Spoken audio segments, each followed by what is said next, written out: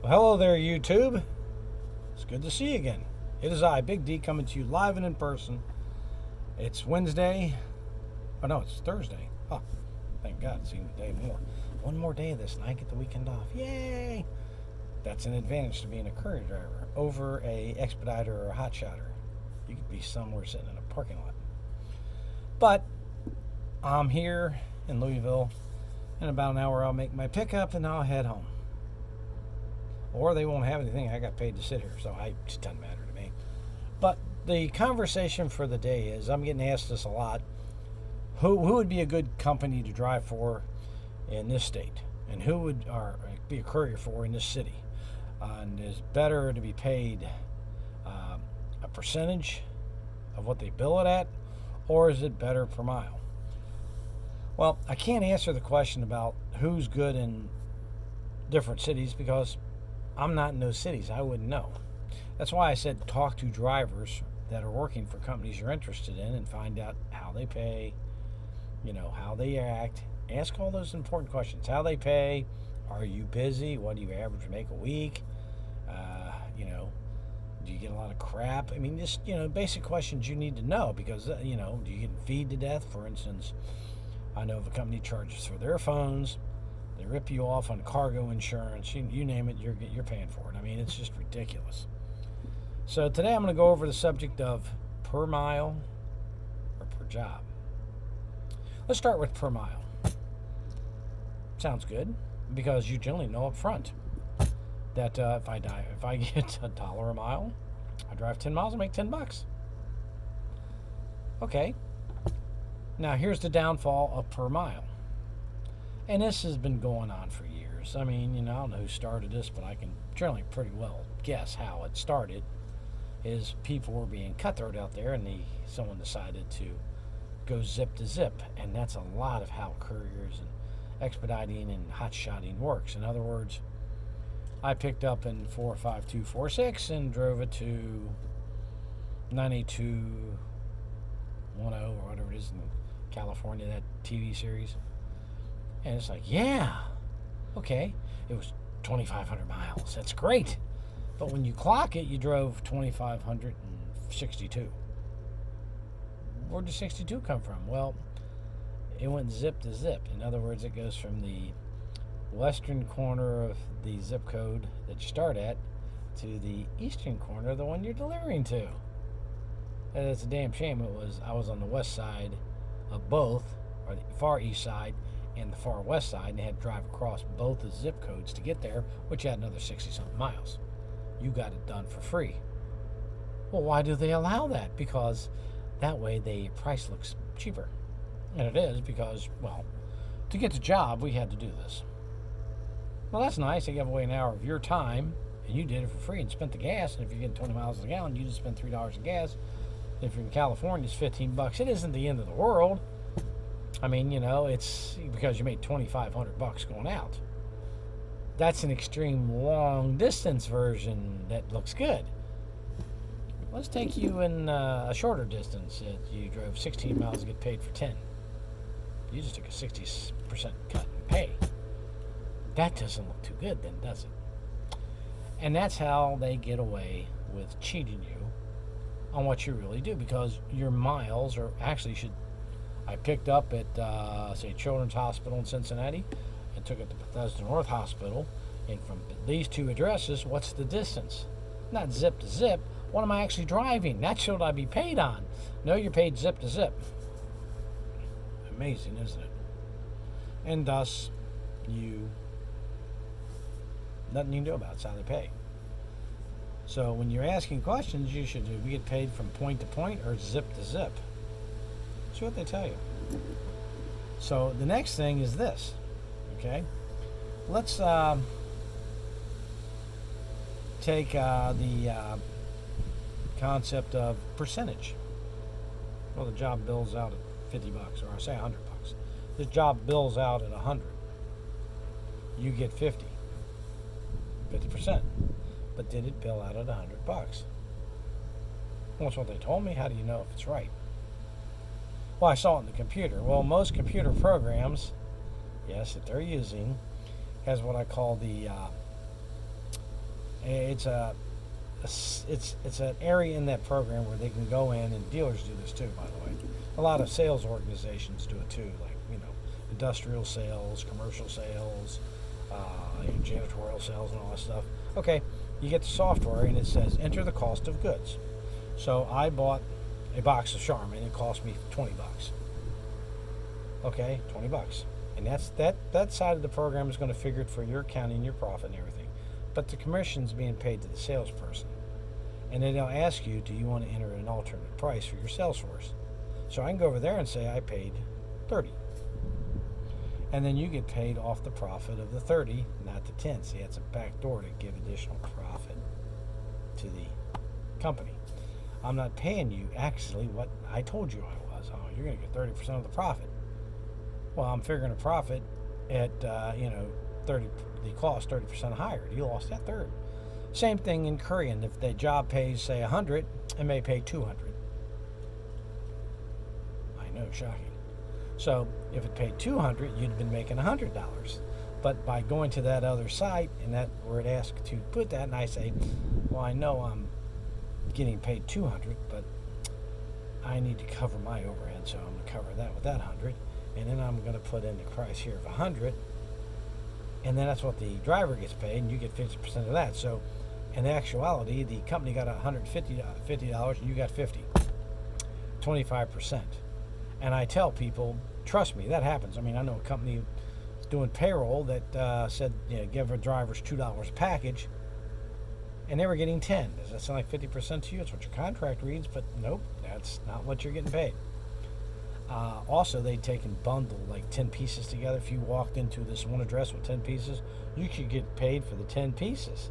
That's $20. They're getting 10, which is 200. But they're greedy. What they did is they taped them all together, paid you $2. And then they get, think of it, they got 20 times, they got, $10 each. They got 20, they got $200 and paid you $2. Yeah, that's Courier. How do you get around it? Well, it's hard to, but you got to be able to trust the company you work with to keep an eye on them. Trust but verify. I think that was Reagan that said that, about Gorbachev. You've got to pay attention to what you're doing out there. Which is better? I mean, it's really hard to say because either way, they can manipulate the math. I prefer the per mile or a flat rate route. I'm on a flat rate route. I know what the route, what I drive. I know what it pays. It's going to pay that every day. I can either say, yeah, I'll do that, or B, I'm not going to do it. But I know what it pays totally. I don't have to worry about, this day it's going to pay this, and that day it's going to pay that. And when I talk about making money in Courier, you need to bundle things together. Now, it pretty much takes up my day, but that doesn't mean I can't do stuff in the evening when I get home. I could run on demand and, at night and make probably another couple $100. $100 a day, 500 extra a week. No, I'm 60 years old. I don't want to work that hard. I could work weekends if I want. I could work half day on the weekends. I get paid for that too. See, I can do that. I do that. I mean, it's my time off. I mean, you live in the work or working to live. Figure out what you're doing here.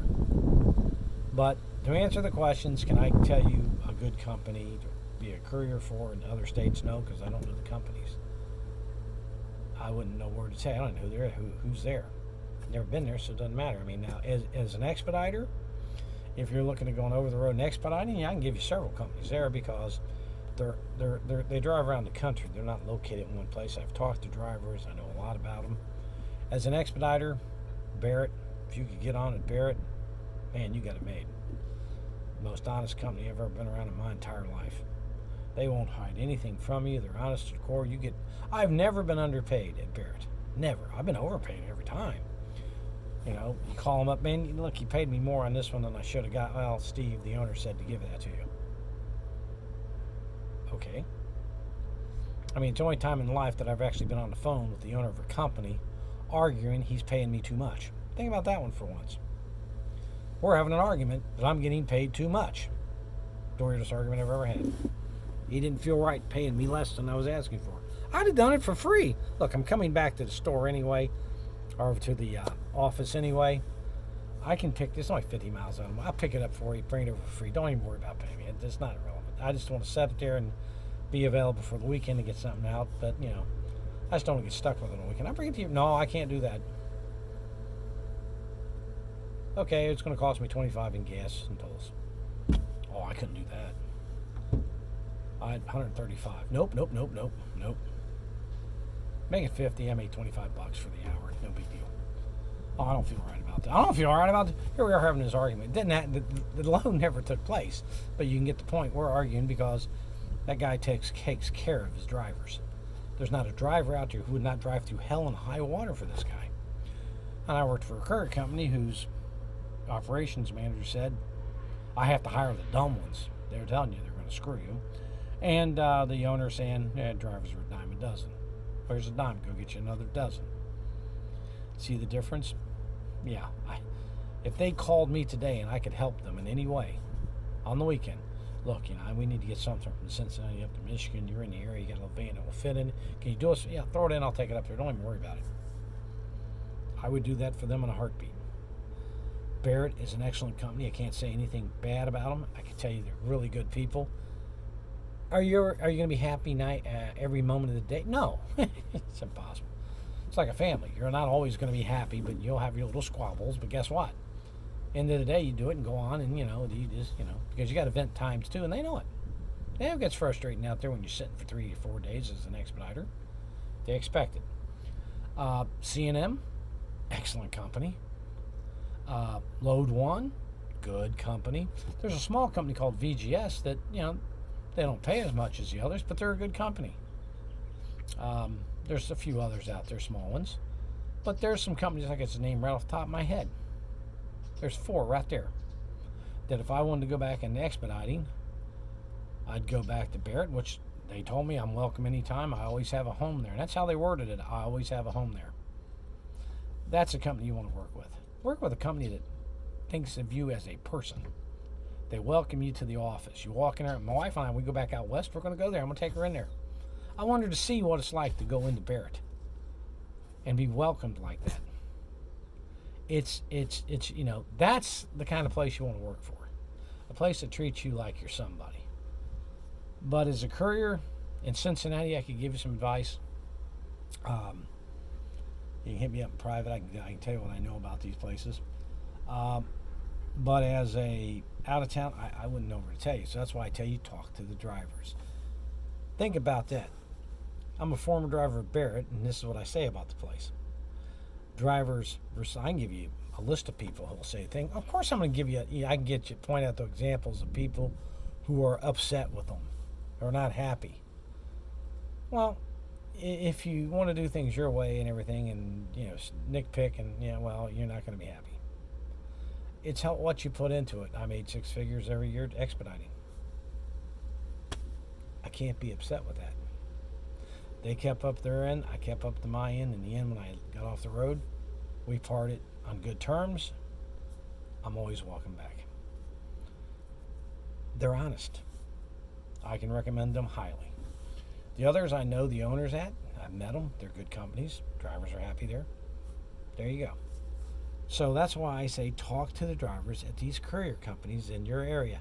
See how they're doing. Ask them, are you busy? Do you sit a lot? How do they pay? Per mile or per job? And, give me an example from here, 20 miles an hour. What would that roughly pay? And here's some ridiculously low number. He's just like, I don't want to go there. Yeah, you're going to drive 10 miles. They'll pay you $5.50.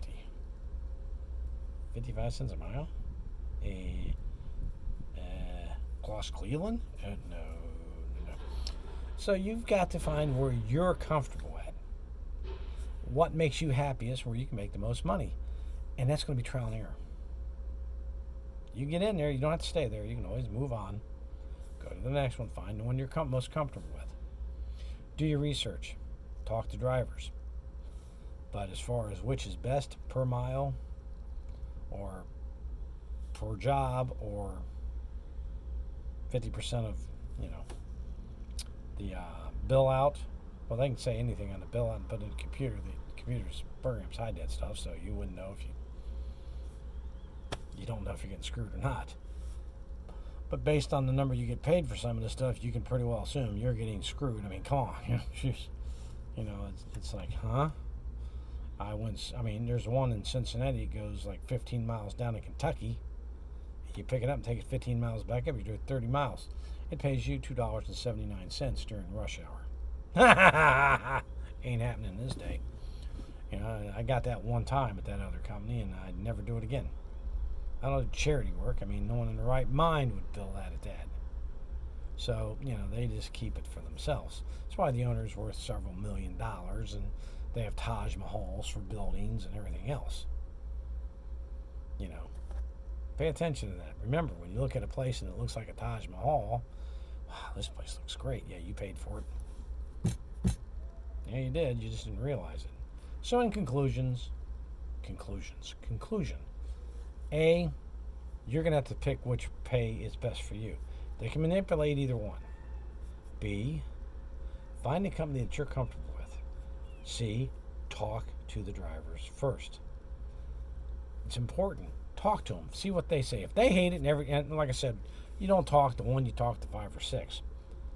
Because you're going to hear someone just slam the hell out of them. But the majority of them are happy, then that's a good place to go. If the majority of them are unhappy, looking, that's not where you want to go. There's a big D saying we're going to get through this together. Like the channel. Important. Like it. Subscribe to it. I need subscribers, folks. I got to get to 1,000 so I can start doing live. I can do some live. I can show you some stuff while I'm out here. Going live, I'll let you see some of the stuff we're dealing with out here. What I actually do and how you can get around some certain potholes in this industry. So, that being said, I got to get back to work. You all have a great day. It's Big D saying let's make some money. And no, it's not going to be $100 per box and $750 a day. I'm sorry, it's still funny. You have a good one.